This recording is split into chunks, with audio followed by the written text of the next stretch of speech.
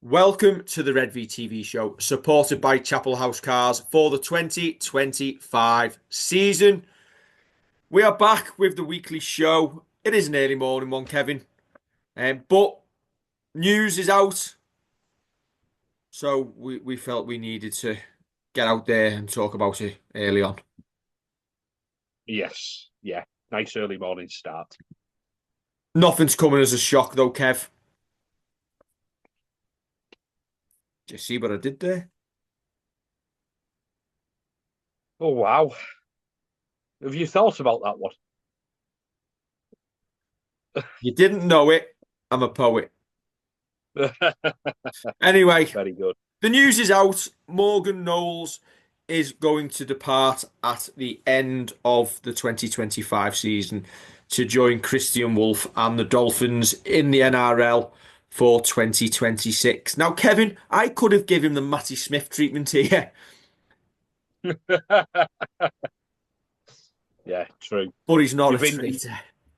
no, no. I think as I alluded to, the only way that he would be is if at the end of his deal he comes back to Super League and signs for that lot over the hill. That's the only way that I think I'd be upset with Morgan. But I think, as we always say, well, to start off with, oh my God, this is shock horror, brand new information news.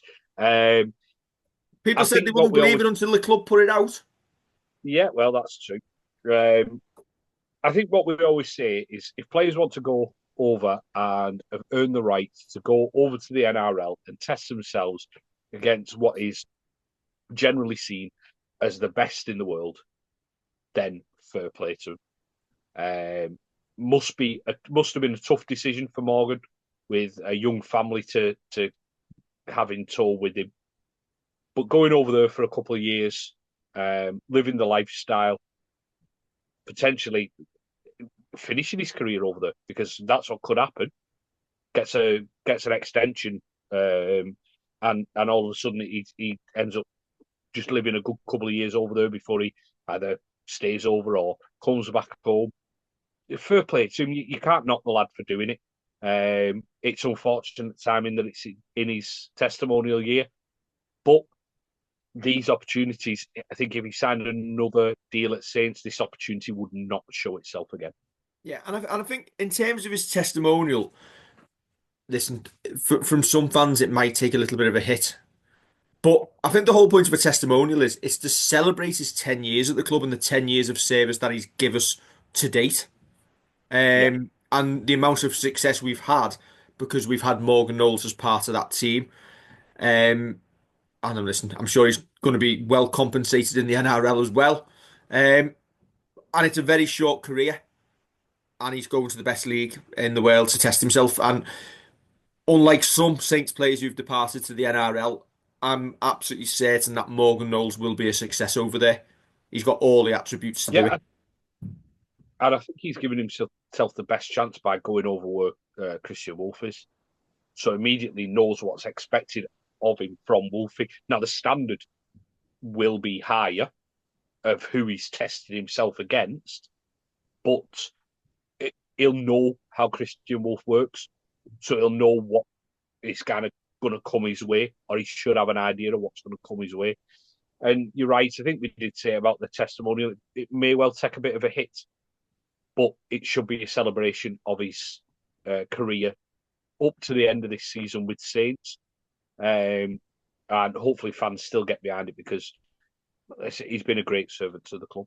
Yeah, and it continues to be a great servant until the end of the year as well. And he'll want to depart with silverware. He'll want to go out on a high.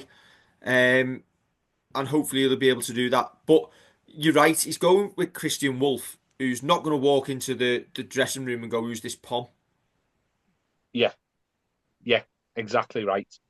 Go having that, whether that's meant to be was meant to be a joke when it was said, you know that he'll know how to kind of don't know push Morgan's buttons, take the mick out of him, know how to get the best out of him as well. The news has been announced now. Obviously, Matt Shaw, the Fabrizio Romano of Rugby League, once again gets it right. Um, but it's almost like because we've known essentially over the last few weeks that this is gonna happen. This, as you've put at the start, shock horror. Um, Mm. but the disappointment is almost tempered by the four young lads who've re-signed until the end of 2028, the renewal of Matty Lees. Is it fair to say, in a salary cap sport, when we had both Morgan Knowles and Matty Lees off contract, it may not have always been possible to keep both long term on the Yeah, deals without that knowing. on the deals and the money that they would have both commanded? Yeah, I think without knowing the ins and outs, it's a fair assumption that we may well have had to make a tough decision somewhere else in the squad, maybe across a couple of players to keep them both. And I think that's the one thing that, because football is the biggest sport in this country, whether people like football or not, it is. And you see the amounts of money that are thrown at players week in, week out. I think sometimes it's very easy to take our eye off the fact that it is a salary cap sport and fitting your players under the salary cap, whether that be in marquee positions, whether it be just giving them real good money, is a tough balancing act. As you say, we signed the young lads, George Delaney, Noah Stevens, Harry Robertson, George Whitby, Owen Dagnall, all them lads to new deals.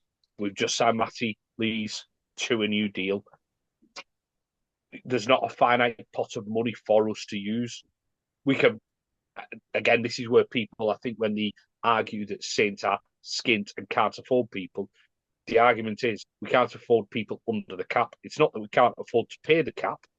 It's you can't fit people under the cap. It's like picking a fancy football team and wanting Mo Salah in it and wanting Allison in it and then wanting Haaland in it and wanting Foden in it and wanting and not being able to afford it at the end of the day. You can't. You've got to make tough decisions. Wanting Beto in it, people like that who are in form, you want them in there. I can see you smiling because I've taken notice of Everton for once. But it's true, you can't fit everyone in. And it's almost like the easiest analogy to make that it's not fancy football. You can't just expect to, right, I can have Matty Lees, I can have Morgan Knowles, I can have Harry Robertson, Noah Stevens, George Lee, etc., etc., all on improved money and keep everybody, because then you are letting other lads potentially have to go. We'll get on to we could get onto our lower ranked squad players and say, well, why have we given them a deal? Why have we given him a deal? Why are we paying him, etc., etc. But you still need a squad. You can't go look at if we'd have gone into a season with 17 players like a Salford, who went in and then couldn't afford to put them out there, albeit a different situation, but you can't afford to put them out there. And you're playing them young lads because you've got an injury crisis like we had last year. It's a balancing act and it's tough.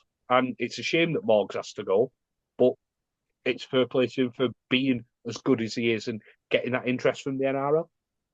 You could almost say that we've benefited from Morgan doing us a favour as a club, and I hate to say it, by making a decision so early on, Yeah, yeah, and by making his intentions clear, that's allowed the club to potentially offer a little bit of that extra money to fend off NRL interest and interest from across Super League for Matty Lees. And that might be the thing that helped us get Matty Lees over the line till 2029. So it's bittersweet. We don't want to see Morgan Knowles leave the club. Um, we all want to see the best players in the Saints jersey. But unfortunately, in a salary cap sport and with the lure of the NRL, unfortunately, these things are going to happen more regularly. And Saints have done well to fend off the NRL for so many years for our best players. I know Wigan have suffered quite a bit for it.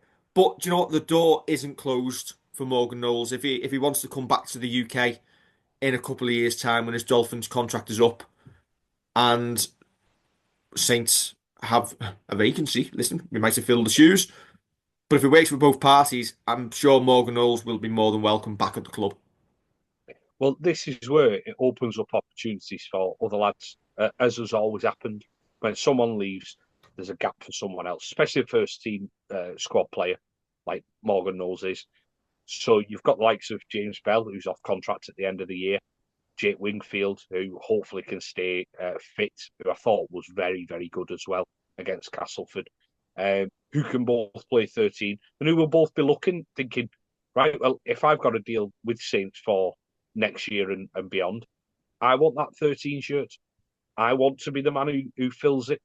And it just lays down the gauntlet for one of them to put the hand up and say, you don't need to recruit into this position because you've got lads who could play there anyway.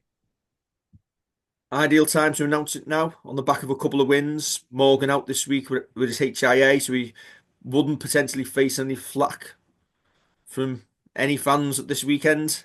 Chance for everybody to get round to the news for a week before we play Hull KR next week. Yeah, Very well I don't. timed announcement. Yeah, I don't think he'd have taken any flack off the away fans. The fans are going over to Wakefield. I don't think that's what would have happened. I can't see him taking too much flack from home fans either. There might be a couple of grumbles, but I can't see it. But yeah, You'd like to think. Yeah, I'd like to think it. Nothing I think amazes me these days. I think it's great timing though, because of everything you've said. But for this big player that we've lost, Saints have got a couple in the bag that have been announced and they've got them in the positive. And as we said, they've got hold of the narrative. So this going out, I don't think anybody's surprised. And I think outraged of Fingerpost or Laffock or wherever who'll be writing on Facebook, having not believed it, will be few and far between, or I think they were few and far between. Yeah, maybe the narrative of they don't want to play for Wellens has gone, given the fact that everybody else has re-signed. But Curtis Correct. Sirenan's another one we need to look at getting re-signed up. And it now allows us to, we know where we need players for next year, essentially now Yeah, to bring in externally, whether that be Super League players or players from the NRL. And hopefully the club have got irons in the fire. correct. Somebody who has got an iron in the fire are the Raiders of Barrow, who are taking Ritson on a 2-week loan. No shock here, Kev. We spoke about this in T's preview show. I said I didn't see a future for him in a Saints jersey, and unfortunately that looks to be the case. But the most important thing for T is that he gets out and he starts playing regular rugby league, and going back up to Barrow is a really good move for him. 100%. I think this is a great move for him. Gets him game time. You'd imagine that he's going to play for Barrow as well. Keeps him fresher than him kicking his heels, not playing at all, or playing the odd reserve game here and there, which I don't even think the reserves have started yet, have they? So I think this is a real, real good move for T. Has echoes of Connie going on dual reg to Halifax, of keeping himself fit, keeping himself ready to go if and when we need him. I think it would take quite a few getting injured before T is probably in the same camp as Connie. But you never know. As the season threw up last year, where you end up with Sione Metalchi, who starts the year at prop and ends at centre, you never know what the season can throw at you. So players getting out there and getting game time is fine by me. Yeah, T. Ritson, well revered up in Cumbria. 70 tries in 71 appearances in his first spell at Barrow. And I remember, obviously, when Barrow sold him to us or sent him on loan to us at the first of all, they said how much it was a great deal it was for the club. I'm surprised we've not seen him go back there before now, given that he Yeah, went and spent some time last season at Swinton. Um, and hopefully he'll put a few on Barrow's gate this weekend because I'm sure he's a massive star for them. yeah, hopefully so. Excuse me. Yeah, I'm surprised because I think in the loan deal it was whenever he wasn't going to be involved with Saints, he was going to go up there. Now I know we signed him then on a 2-year deal, but I'm surprised that he hasn't gone back. I mean, it is a first schlep back up there, might be easier getting to Swinton than it is Barrow. And they were our dual reg club as well that he was going to, rather than going to a club that we didn't have an affiliation with. We just bought a player off. But yeah, I hope he gets some good game time up there, and I hope he finds that rhythm that he had at Barrow, scoring tries. It'll be good for him. It'll be good for Barrow. And ultimately, if we do need him again this season, it should be good for Saints. I'm really surprised that we didn't tell one of our Wigan-bound players to go to Barrow this weekend, and then when they rubbed their hands together saying, "I'm playing," no, mate, you're driving tea. Yeah, that'd do. Squad news for Wakefield Trinity on Saturday afternoon. Kevin, runs through it. Yeah, 2 changes. Moses and Bai and Ben Davis come back into the 21-man squad with George Whitney and the aforementioned Morgan Knowles dropping out. As Morgan failed the HIA, he looked away with the furries at Cass, to be fair. Saw it before Nathan Miller had even taken him off and was doing the old thing. He would look like he was all over the shop. But yeah, he failed his HIA, so misses the next 12 days under the protocols. So may well be back for Hull KR next week. Yes. Saints, a Saturday in Trin City. What more can you want? Exactly. Any changes for you, apart from Morg's replacements? First of all, who comes in? If James Bell's fit enough, I can see James Bell slotting in. But I think Jake Wingfield went so well, and there's them doubts about James Bell. I think Jake Wingfield, for me, was one of our kind of under the radar stars against Cass. I'd like to see Wingy get a start. My issue then is if Wingy gets the start, you've got to put Moses on the bench because you'd lose in your 9 cover. Yeah, you're losing your 9 cover. And why couldn't you put James Bell on the bench to come on at 13 and move Wingy into 9 then? I wouldn't move someone who personally. I wouldn't move someone who started at loose forward into 9. If he's going to come on, I want him to come on at 9. This is why I can almost see both arguments of start James Bell, bring Wingy on at 9, and then Wingy can go into 13. But I don't want him having done a big stint at 13 and then having to back up into dummy half. I'd rather see it the other way around. I don't think we'll see any changes apart from one in as a replacement for Knowles. I just think the importance of the way we're starting the year and building up a run of points at the top of the table is really important come the back end of the year. And obviously, one of Wigan and Warrington are going to drop points again this week. Oh, like I say again, one of them will drop points this weekend. It could be Warrington for the first time. It could be Wigan again. Make hay while the sun is shining is the word, is it? Yeah, it's a good Is that phrase. the saying? Yeah. And I'm just looking at the fixtures. We're playing Hull KR next week, which is a big game for us. So you want us firing for that, and you don't want to take away that run of form and give players a week off just yet. Potentially, I don't think you want to make changes before the cup game against Leeds. Correct. Then you've got Warrington at home, which is another big game. Catalan away, big game. And then I think your next time, the game you may make a couple of changes for is Wakefield at home. If you've won those games. Well, this is assuming everybody's fit, and you don't know when someone's going to pull up with an injury or something just blurs up. So you look at James Bell, who has obviously had a bit of a knock. Moses, who's had a bit of a knock in pre-season as well. You don't know when someone could just go down. Someone could end up picking up far too many penalty points and getting banned. You just don't know. I mean, even in that Cass game, it looked like Batch was limping in the first half, but he managed to finish the game, managed to see the game out. So you don't know when something just gets that little bit too much to manage. And we might say, well, you know what? We've got enough strength in depth here that we can just sit him out for a game, or now's the time to do it because we might be playing a big game, we might be playing a cup game, but we need to just say, right, you sit down for a minute. I can't see it happening just yet, But I would hope that that is the case with the likes of Harry Robertson, in that he can stay in for now, but at some point he's going to need a rest.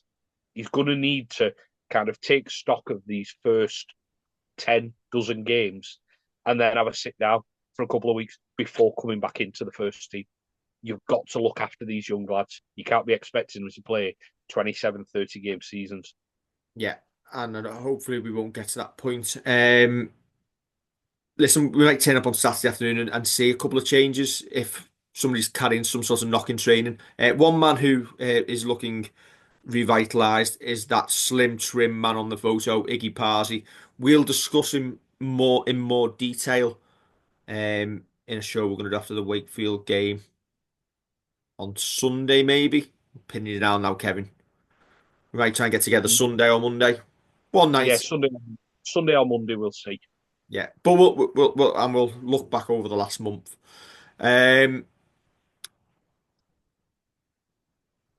Wakefield sent us a video, Kevin.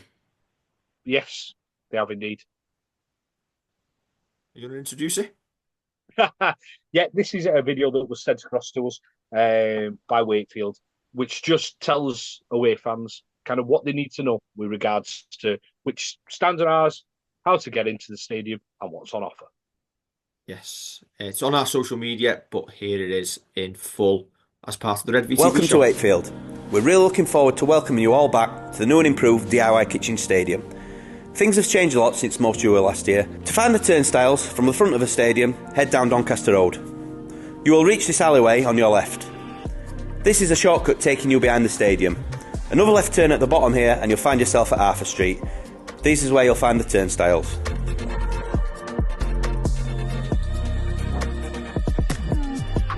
Away fans will occupy the west stand and the new south stand terrace behind the posts. We have food outlets and bars accessible in the corner between these two sections. If you're a premium ticket holder, you'll also gain access to our 1873 lounge. It's fitted with an additional bar and upgraded amenities. It also gives you an elevated viewing balcony right in the heart of the south stand. We hope you enjoy your time with us at the DIY Kitchen Stadium. Safe travels and we'll see you soon.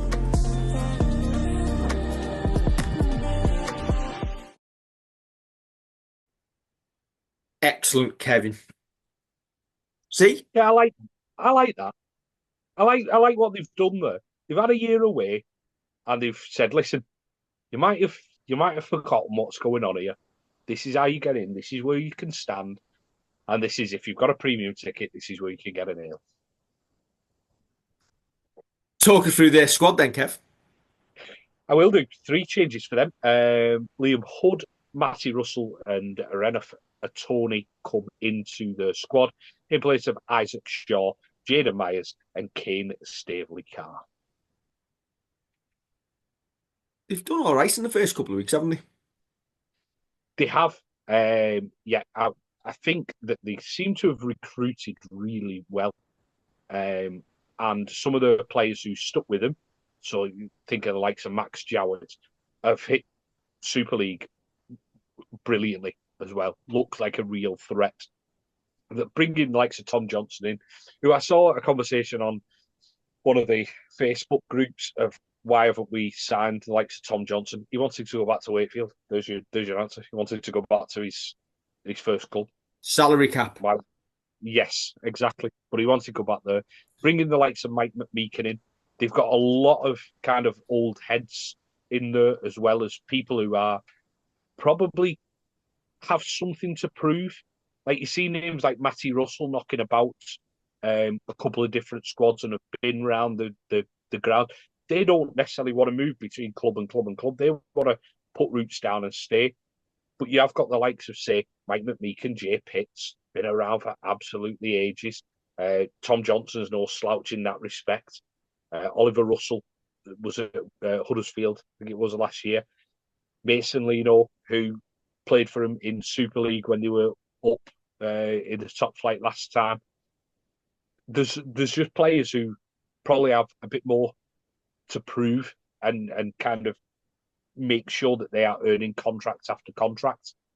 And there's always like a good youngster who'll come through. So I think on our Facebook pages, we kept on seeing people mentioning young Oliver Pratt, who did really well and saying they'd like Saints to sign him. Well, he's on a deal till 2028 over at Wakefield.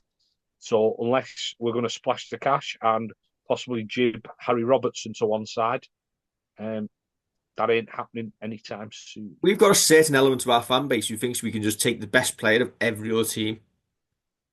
It's not 1996. It's that easy. Yeah, it's not 1996 anymore when you just go and have a look at someone and go, yeah, we'll have him. It has leveled out. So whether it's leveled out in the right way, people can argue that till the cows come home. But it's leveled out that does Oliver Pratt want to move, or is Wakefield the best place that he's going to be? Because he may well play 20 games this season for them, may play more, don't know. But he'll get his chance there rather than potentially coming over here.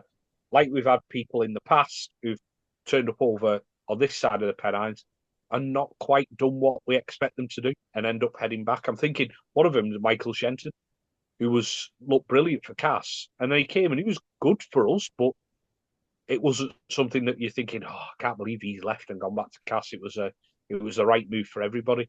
You can't just expect Saints to go in and go, yeah, we'll have him. We've got our own squad, our own young players to develop and bring through.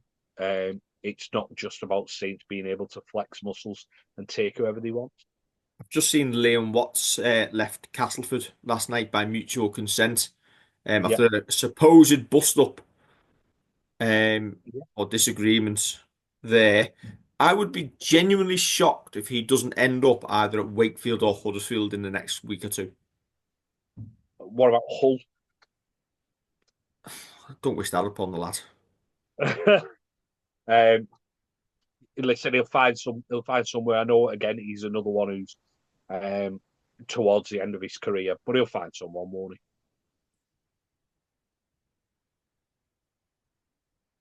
Would you take him at Saints? No. Until the end of the year, just as a hard man enforcer, or would he get in the way of or our other props developing? Well, exactly. So, who have we got prop-wise who can prop? Alex, Matty Lees, Morgan Knowles. I'm just thinking, if you've got a little bit of squad room to come in and do like a Paul Anderson type. What, kick goals off the touchline? Kick goals off the touchline. I don't know. Listen, it's a bit left field, but he's a hard man. And I'd like to see what he would do in a good team. I'm going to go with no, not at this age, and I'm saying that with him a lot younger than I am, but not at this age, and not with. I'm going to say it with the caveat that not with the fitness we've currently got in the squad. If you had have asked me this in about August of last year, then I'd probably be going, yeah, bring him in to be fair for a couple of months. I'm just thinking if we have an injury crisis, if one of our props breaks down, he'd be a really good backstop to potentially bring in. But then, as you said, you stand in the way of a young lad coming through. Potentially. He'd be behind Nolan in the queue. Yeah. But after seeing the injuries we suffered last year, you fear that again and you think, do you know what? Somebody available, probably on a relatively cheap contract. But also, at his age, does he want to sit as sixth, seventh choice in the queue? Okay, agreed. Or does he want to play because he's not got as long left? He's not like a 29, 30-year-old prop. He's, mid-30s now? 35, 36? 34. 35 in July.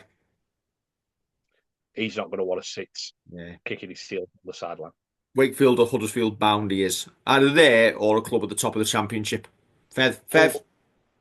Hull. He won't. I can't see him go back to Hull. Although, actually, he might do it because of the injury they got last week. Yeah, that's why I keep saying it. Okay.